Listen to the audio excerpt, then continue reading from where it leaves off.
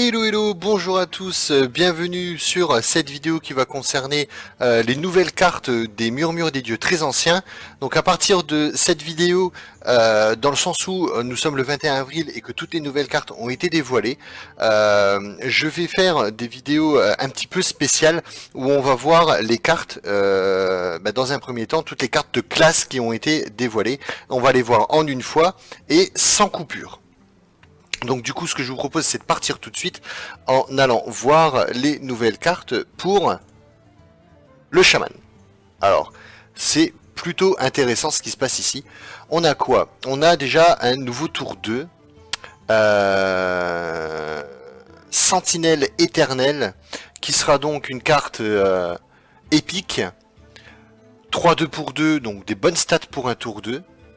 En cri de guerre, débloque vos cristaux de mana en surcharge. Ils sont sérieux là? C'est super fort quoi. C'est super fort. On avait déjà une carte magique au rayon de lave qui faisait 2 points de dégâts et qui en même temps débloquait les cristaux en surcharge. Là on a un body sur le terrain intéressant par rapport à son coût et qui va débloquer les cristaux en surcharge. Ça veut dire que concrètement c'est une créature qui arrive tôt dans la partie, le body est bon. Si elle arrive tard dans la partie, en plus du body, ça va nous débloquer nos cristaux de mana en surcharge. Ah non, c'est bien, c'est bien. Franchement, c'est sympa. Si on arrive à la rentabiliser correctement, c'est très sympa comme carte.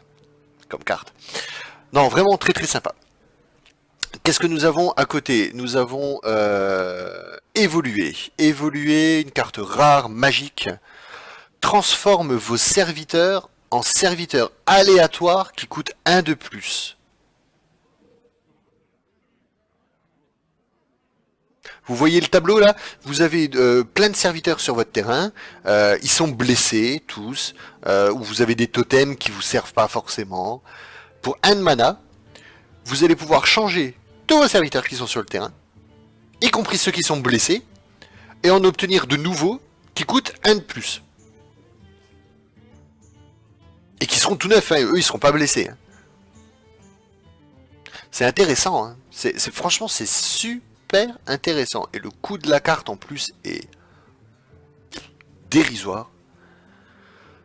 Ouais, j'aime bien cette carte. J'aime bien cette carte parce qu'elle nous permet de renouveler notre board. Comme on n'a pas de heal, on va pouvoir quand même heal nos créatures. Non, c'est super. C'est une très bonne carte. Ok. Bon, on passe à la suivante.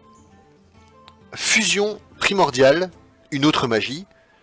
Confère +1/+1 à un serviteur pour chacun de vos totems. Ah, c'est déjà plus compliqué à mettre en place. Hein. C'est déjà plus compliqué à mettre en place parce que ça veut dire que il faudrait au moins 2 totems sur le terrain pour donner +2/+2. Et que du coup, +2/+2 pour 1 de mana, c'est pas mal.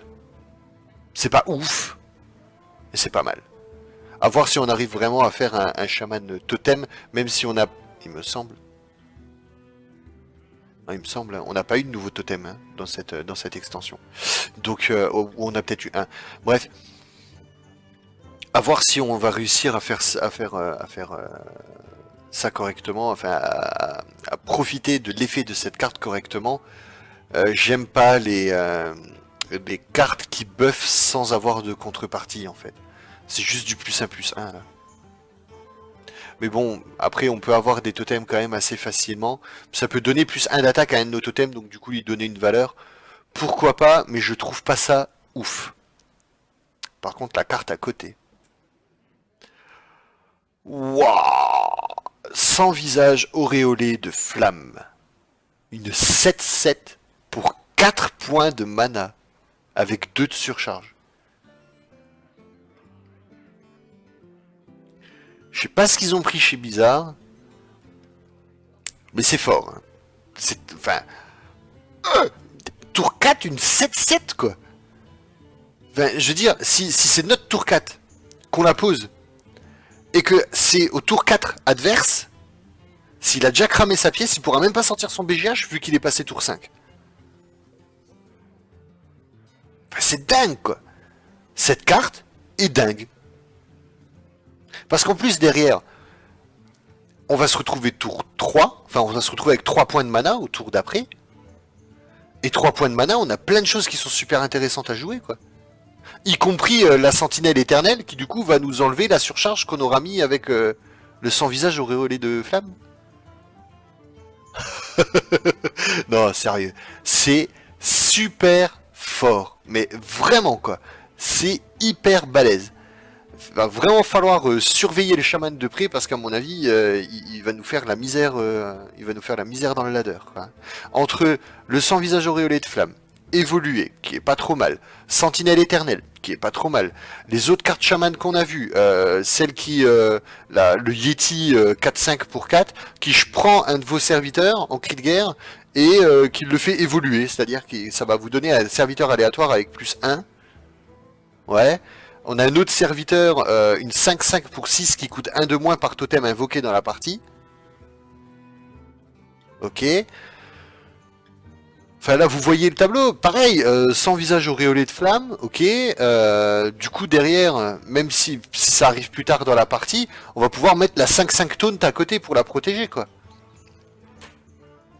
C'est hyper fort, franchement c'est hyper fort. Je suis scié par cette carte, surtout cette 7-7 là. Donc vraiment du très très bon pour le chaman. Là on voit le chaman mid se décider très très très clairement. Et je suis super content pour le chaman, c'est une classe c'est la classe que je jouais au début. Et je suis hyper content de la voir, de voir qu'elle peut revenir là maintenant dans le nouveau format. Ouais, je suis hyper content. Bah, j'espère que vous l'êtes aussi. N'hésitez pas à me donner vos impressions dans les commentaires juste en dessous. À compléter peut-être ce que j'ai dit. Si vous avez pensé à une combo, n'hésitez pas à la partager avec les autres viewers. Puis en attendant, je vous dis à très très bientôt pour la vidéo suivante. Et en attendant, bonne journée et bon jeu. Ciao ciao.